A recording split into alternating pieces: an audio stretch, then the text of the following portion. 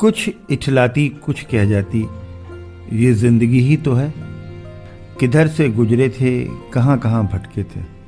कुछ भिगो गए थे, कुछ छूकर निकल गए थे। कुछ रुला गए थे, कुछ बहा ले गए थे। आओ गाते हैं तराने अनुभवों की दुनिया के। नमस्कार दोस्तों, आप वरिष्ठ नागरिकों द्वारा प्रस्तुत पॉडकास्ट कार्यक्रम अनुभव 2.0 सुन रहे हैं। ये कार्यक्रम भारत सरकार के सामाजिक न्याय एवं अधिकारिता मंत्रालय के लिए राष्ट्रीय सामाजिक सुरक्षा संस्थान एवं मीडिया फॉर कम्युनिटी फाउंडेशन द्वारा प्रस्तुत किया जा रहा है। इस परियोजना की संकल्पना श्री आर श्रीधर ने की है तथा आशीष तिवारी एवं पूजा मुराडिया ने इसे साकार किया है। मित्रों, मैं हूं आपका होस्ट अरविंद मिश्रा और हमारे बीच में एक अद्भुत व्यक्तित्व आज हमारे साथ हैं। डॉक्टर पूर्णिमा पांडे बहुत परिचित नाम है उत्तर भारत में और दक्षिण भारत में और विदेशों तक में। आपके कथक नृत्य का और उसके प्रबंधन का, उसके परफॉर्मेंस का, उसके प्रशासन का व्यापक जो अनुभव है वो इस समय हिंदुस्तान में उनसे ज़्यादा किसी के पास नहीं है। अल्मोड़ा में जन्मी और वहाँ से जो जब कथक का सफ़र शुरू हुआ उसके बाद से भातखंडे संगीत विश्वविद्यालय में प्रोफेसर कथक की रहीं, वाइस चांसलर रहीं। खैरागढ़ यूनिवर्सिटी जो म्यूज़िक की दूसरी बड़ी प्रतिष्ठित यूनिवर्सिटी है उसकी वाइस चांसलर रहीं। उत्तराखंड सरकार में मुख्यमंत्री जी की सलाहकार रहीं और तमाम जो अवार्ड्स होते हैं कथक के उन सब से नवाजी गई। एक अत्यंत प्रभावशाली और प्रबुद्ध प्रोफेसर डॉक्टर पूर्णिमा पांडे आज हमारे बीच में हैं। मैं उनका हृदय से स्वागत करता हूं कि उन्होंने आज समय निकाला और हमारे बीच में आई। पूर्णिमा जी, आपका बहुत बहुत शुक्रिया यहाँ आने के लिए। धन्यवाद और नमस्कार आप सभी को। जी, हम लोग शुरुआत करते हैं। आप अल्मोड़ा शहर में जो आपका जन्म हुआ और बचपन कहाँ गुजरा और कैसे गुजरा, और कथक शुरुआत करने की और सीखने की प्रेरणा कब और कैसे मिली, इस पर आपको श्रोतागण सुनना चाहेंगे। जी, आपने सही कहा। जन्म तो मेरा अल्मोड़ा में हुआ जी, लेकिन बचपन में बहुत कम समय अल्मोड़ा रहने का मिला जी, और पढ़ने के लिए हमें नैनीताल भेज दिया गया था शुरू में ही। जी, और उसके बाद जो मेरी शिक्षा दीक्षा है लखनऊ में हुई। जी। लेकिन बचपन के जो इम्प्रेशंस हैं वो कहीं ना कहीं अनजाने में मस्तिष्क में छाए रहते हैं और व्यक्तित्व को अवश्य प्रभावित करते हैं, ऐसा मेरा मानना है। मैं बिल्कुल बिल्कुल। और मैं कभी छोटेपन में कभी कभी सुनती थी कि अल्मोड़ा में उदय शंकर जी कभी आए थे। उन्होंने एक एकेडमी वहाँ पर स्थापित की थी जिसमें उन्होंने नृत्य की शिक्षा दी थी और नृत्य के बैले बनाए थे। जी, लेकिन अल्मोड़ा अधिक दिन वो रह नहीं पाए। जी, न जाने क्या सामाजिक व्यवस्था थी या क्या प्रभाव उन पर पड़ा कि बाद में उनको वहाँ से जाना पड़ा। जी। तो मुझे ऐसा लगता है कि मेरे व्यक्तित्व में कहीं ना कहीं वो छाप अवश्य पड़ी है। जी, जी। और पढ़ने के लिए फिर लखनऊ आ गई। जी। कथक मैं सीखूं ऐसा मेरा कहीं से कहीं तक विचार नहीं था। मैं जानती ही नहीं थी कथक क्या है। जी। लेकिन शायद मेरे परिवार ने मेरे व्यक्तित्व में कुछ ऐसी झलक देखी कि मुझे संगीत और नृत्य के प्रति रुझान रहा होगा, जिसे देखते हुए उन्होंने मुझे यहाँ के जो मशहूर भातखंडे, उस समय मैरिस म्यूज़िक कॉलेज हुआ करता था, मैरिस म्यूजिक कॉलेज, तो मुझे बताया गया कि मैरिस म्यूज़िक कॉलेज बहुत अच्छा संगीत का विद्यालय है जी। और यहाँ मुझे प्रवेश दिला दिया गया जी। गाने में मुझे प्रवेश दिया गया जी। क्योंकि उन दिनों मैं क्या सोचती हूँ, जो एक पर्वतीय समाज था, थोड़ा रूढ़िवादी तो था ही। पर्वतीय क्या, हमारा पूरा समाज ही संगीत नृत्य को बहुत अच्छा नहीं मानता था जी। ये 50 के दशक की बात कर रही हूँ मैं, 54-55 में, 1955-55 में। तो लेकिन मैं गाना सीखते सीखते गाने की कक्षा छोड़ के नृत्य के कक्षा में मुझे घुंघरू खींचे रहते थे और मैं नृत्य की कक्षा में जाके खड़ी हो जाती थी, घंटों देखती थी, सीखती कुछ कॉपी करने की प्रेरणा से आपने। जी जी जी जी जी। तो वहीं से ये सफ़र शुरू हुआ। जी हाँ। तो आपका गायन सीखने जाने का जो सिलसिला शुरू हुआ वो फिर नृत्य में पारंगत होती गई आप। जी जी जी। तो शिक्षा दीक्षा सब यहीं हुई। जी हाँ। फिर उसके बाद ये आपने ये कथक इस ऊंचाइयों तक कैसे पहुंचा जहाँ पर आपने? देखिए, किसी भी व्यक्ति के जीवन में मेरा ऐसा मानना है कि बचपन में जो सराउंडिंग्स होती है जी, उनमें जाने अनजाने हर सराउंडिंग आपको प्रभावित करती है। हाँ करती है। और जीवन में जो लोग मिलते हैं जी, आपके, चाहे मित्र वर्ग हो या रिश्तेदार हो या शिक्षक हो, जी, इनमें जो आपको भा जाता है जी, वो किसी ना किसी तरह से प्रभावित करता है, आकर्षित करता है, और जी। आप जिसको आप आदर्श मान लेते हैं जी, उसको आप कॉपी करने का कोशिश करते हैं। प्रयास करते हैं। जी, तो सबसे प्रथम गुरु तो कहना चाहिए नृत्य के क्षेत्र में भातखंडे में ही मुझे मिले। भातखंडे तो मेरे गुरुजन मुझे बहुत मेरे में कुछ प्रतिभा ज़रूर देखी थोड़ी होगी, नहीं काफ़ी प्रतिभा देखी होगी। उन्होंने बहुत मुझे प्रभावित भी किया और एनकरेज भी किया। जी, आशीर्वाद मिला उन गुरुजनों का। जी, और धीरे धीरे जैसे जैसे आप आगे बढ़ते हैं तो काफ़ी कुछ जुड़ता जाता है। बिरजू महाराज जी यहाँ आते थे जी, और उस समय में बिरजू महाराज जी जो बाद के पद्म विभूषण बिरजू महाराज बन गए थे, वो भी स्ट्रगल कर रहे थे। जी, और उनको हमारे गुरुजी के यहाँ आना जाना था, तो कभी कभी हम लोगों को सिखाते थे। आपके गुरुजी कौन थे उस समय? मेरे गुरुजी यहाँ भातखंडे संगीत महाविद्यालय में मोहन राव कल्याणपुरकर जी थे। अच्छा। पंडित मोहन राव कल्याणपुरकर जी और स्वर्गीय विक्रम सिंह जी, जी, ये मुख्य गुरु थे। ओके। उसके अलावा जब भी यहाँ शंभू महाराज जी भी आया करते थे और बाद में लच्छू महाराज जी भी आ गए। जी, तो इन गुरुओं ने भी मेरे पर आशीर्वाद इनका मिला मुझे, और मुझे सीखने का अवसर मिला। कभी कभी शंभू महाराज जी जो अभिनय सम्राट के नाम से जाने जाते हैं, वो भी गुरुजी के यहाँ आते थे। तो अच्छा, हम रियाज करने जाते थे तो कहते थे चलो इसको आके कुछ चीज़ सिखा देते थे। तो वो भी समझिए प्रसाद के रूप में उसको हमने सहेजा, और इतने आशीर्वाद गुरुजनों का मिला। तो देश के जितने प्रमुख सबसे बड़े कथक के जो कलाकार ये तो मेरा सौभाग्य वो रहा। सब उनसे आपका जो है वो आशीर्वाद आपको उनका मिला जी। और एक व्यक्ति जरूर मैं आज याद करूंगी, डॉक्टर S.N. रातन जयंकर। अच्छा। यद्यपि वो गायन के थे और बैरिस म्यूजिक कॉलेज के प्रिंसिपल थे। जी हाँ। लेकिन उनका व्यक्तित्व और उनका कृतित्व इतना प्रभावशाली था कि वो अक्सर कभी मैं फर्स्ट आती थी या कुछ होता तो बुला के मुझे अलग से समझाते थे और आशीर्वाद देते थे। तो उनके व्यक्तित्व में कई चीज़ें ऐसी थी जिन्होंने मुझे प्रभावित किया, और मैंने परोक्ष रूप से उनको सीखा और अपने जीवन में। तो पूर्णिमा जी, ये अध्ययन से अध्यापन का जो सिलसिला शुरू हुआ, ये कैसे कंटिन्यू किया?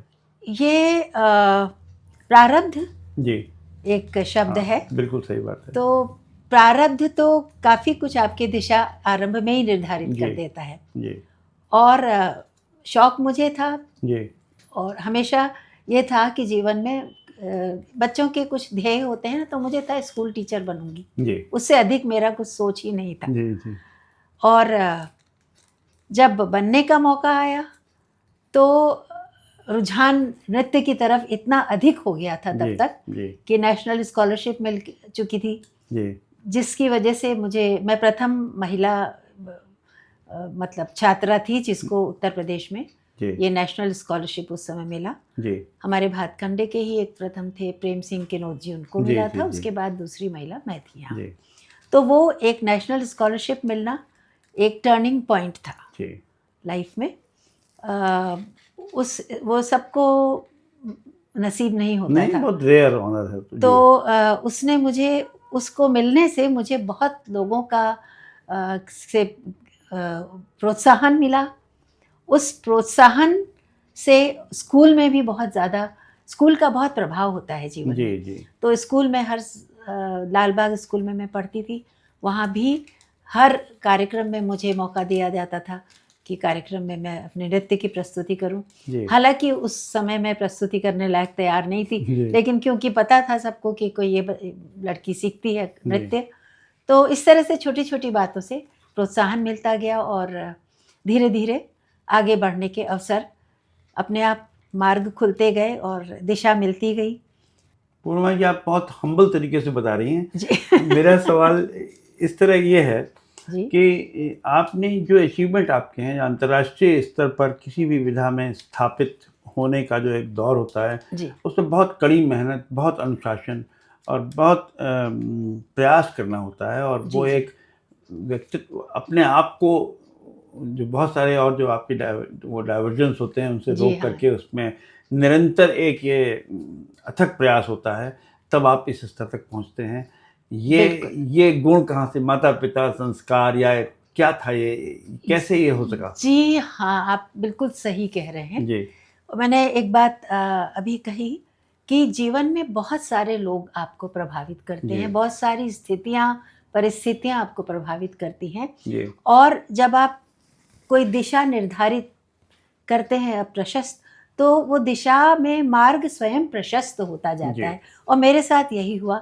मेरे माता पिता का बहुत, परिवार का कहूँ, बहुत सपोर्ट रहा, क्योंकि उस समय नाच सीखना बहुत आसान नहीं था लड़कियों के लिए।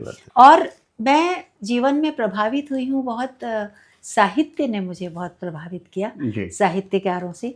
और जैसे सुमित्रा नंदन पंत जी का षष्ठी पूर्ति का समय था, तो मुझसे कहा गया कि थोड़ा सा उनका एक संगीत नृत्य नाटिका करो। मुझे कुछ नहीं आता था डायरेक्शन के दिशा में। मैं जब भी हिंदी साहित्य की कुछ ऐसी रचनाएं पढ़ती थी, बड़े बड़े कवियों की, तो प्रसाद पढ़ती थी, तो मुझे मेरी कल्पना उस कविता को नृत्य अभिनीत करती जाती थी। तो ये एक मार्ग मेरा प्रशस्त हुआ कि मैं साहित्य की तरफ कुछ करूं। और कथक में तो मैं सीख ही रही थी, तो धीरे धीरे। पूर्णिमा जी, एक बात इसमें और आती है, कथक आपने जब एक क्लासिकल डांस फॉर्म की तरह क्लासरूम में सीखा जी, और उसके बाद से आपने कथक में सैकड़ों अभिनव प्रयोग किए होंगे। जी जी बिल्कुल। और ये यात्रा कैसी रही और कैसे संभव हुई? क्योंकि देखिए, धीमे धीमे टेलीविज़न आ गया, मीडिया आ गया, और यू बिकेम, आप एक पब्लिक फिगर हो गई, और इसलिए इसमें कुछ जिम्मेदारियां भी थी, और कथक में एक्सपेरिमेंटेशन भी करना था। वो एक बड़ा कठिन काम था। ये इमेजिनेशन, इनोवेशन, ये सब कहाँ से आपने? देखिए, मैंने कहा ना कि जैसे जब आप पंत जी की आपने कविता से बात शुरू होती है। जी हाँ, मैंने कहा मुझे इन लोगों ने प्रोत्साहित करके मुझसे करवाया जी। और जब करवाया तो देखिए, कोई दिशा में आप जाने लगे तो मार्ग स्वयं प्रशस्त हो जाता है, और सहयोगी आपको मिलते जाते हैं, परिस्थितियां वैसे ही बन जाती हैं। केवल एक जज्बा होना चाहिए, एक उत्साह होना चाहिए, और संकल्प कुछ करने का और कुछ आगे बढ़ने का। हो गया। पूर्णिमा जी, एक सवाल अगला ये और है कि जयपुर, लखनऊ या थोड़ा बहुत बनारस जी, पहले इन शहरों तक ही सीमित था कथक। जी जी जी। कथक वहाँ से निकल के एक अंतर्राष्ट्रीय नृत्य शैली में कन्वर्ट हुआ। आप तो स्वयं सूरीनाम और गुयाना में आपने रह करके कथक का किया है, प्रमोट किया है। तो ये यात्रा आपके सामने, आपके जीवन काल में ही स्थापित हुई, बढ़ के आगे। कैसा आपको लगता है ये देख कर? बहुत अच्छा लगता है, और इससे मुझे भी बहुत कुछ सीखने को मिला। मेरी पहली विदेश यात्रा हुई थी 1971 में जी, जब मिनिस्ट्री ऑफ कल्चर नहीं थी, ministry of scientific research and cultural affairs हुआ करती थी जी।